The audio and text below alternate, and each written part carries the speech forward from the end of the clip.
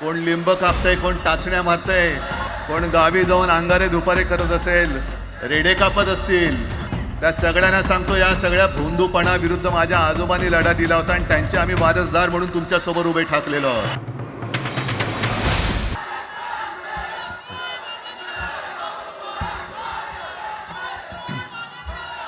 बऱ्याच वर्षानंतर राज आणि माझी भेट व्यासपीठावरती झाली. आता पंचायत अशी आहे की त्यांनी मला सन्माननीय उद्धव ठाकरे असं बोललेलं आहे.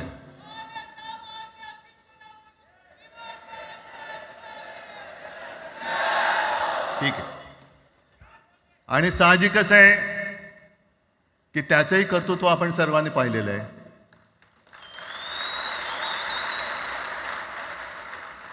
म्हणून माझ्या भाषणाची सुरुवात करताना सन्माननीय राज ठाकरे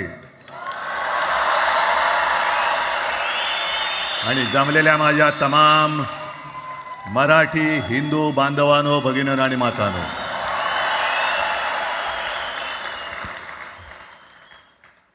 अप्रतिम मांडणी राजनी केलेली आहे. माझ्या भाषणाची काय आवश्यकता आहे असं मला वाटत नाही,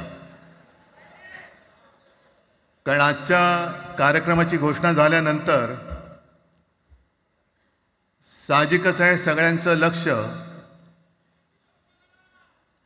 हे आज भाषणाकडे आहे. पण वैयक्तिक मला असं वाटतं की आज आमच्या भाषणांपेक्षा आमचं एकत्र दिसणं हे महत्त्वाचं आहे. सर्वप्रथम मी इकडे समोर सगळेजण बसलेत, ज्यांनी ज्यांनी मराठी भाषेसाठी पक्षभेद विसरून एक मराठी माणसाची वज्रमूठ दाखवली, त्या सगळ्यांना धन्यवाद देतोय. दीपक पवार पण त्याच्यात आहेत, सगळेच आहेत, मुणगेकर साहेब आहेत, सुप्रियाताई आहेत, सगळेच आहेत. कोणाकोणीची नाही. महादेवराव बसले. महादेवराव आपल्याला सुद्धा बऱ्याच वर्षांनी पाहिलं. काय वेळेला काय जानकर बी अंजान होते, असं होतं. पण एक गोष्ट नक्की की आमच्या दोघांमध्ये जो काही अंतरपाठ होता तो अनाजी पंतांनी दूर केला.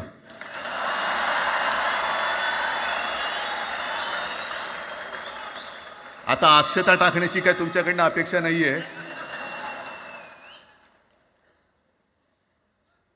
एकत्र आलोय एकत्र राहण्यासाठी.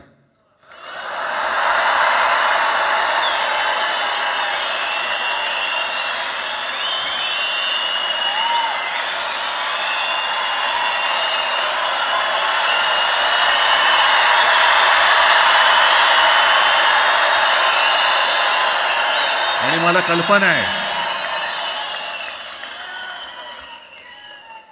आज मला कल्पना आहे की अनेक बुवा, कोण लिंब कापतंय, कोण टाचण्या मारतंय, कोण गावी जाऊन अंगारे दुपारे करत असेल, रेडे कापत असतील, त्या सगळ्यांना सांगतो, या सगळ्या भोंदूपणा विरुद्ध माझ्या आजोबांनी लढा दिला होता आणि त्यांचे आम्ही वारसदार म्हणून तुमच्यासमोर उभे ठाकलेलो आहोत.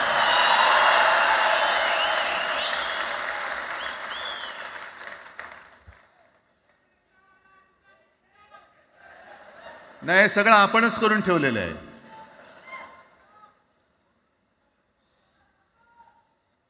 भाषेवरनं जेव्हा एखादा विषय निघतो तेव्हा तो केवळ वरवरचा धरून चालणार नाही. मधल्या काळामध्ये अगदी दोघांनी, म्हणजे मी काय, राजनिक आणि आपण सगळ्यांनी या नतद्रष्टांचा अनुभव घेतलेला आहे. वापरायचं आणि फेकून द्यायचं. आता आम्ही दोघं मिळून तुम्हाला फेकून देणार आहोत. आजपर्यंत वापर करून घेतलात. अरे डोक्यावरती जर का शिवसेना प्रमुख नसते तर तुम्हाला ओळखत कोण होतं या महाराष्ट्रामध्ये? कोणत्या भाषेत बोलत होतात? अगदी राज, तू सगळ्यांची शाळा काढली. मला एका प्रश्नाचं उत्तर पाहिजे, मोदींची शाळा कोणती? सगळ्यात उच्च शिक्षित आहेत.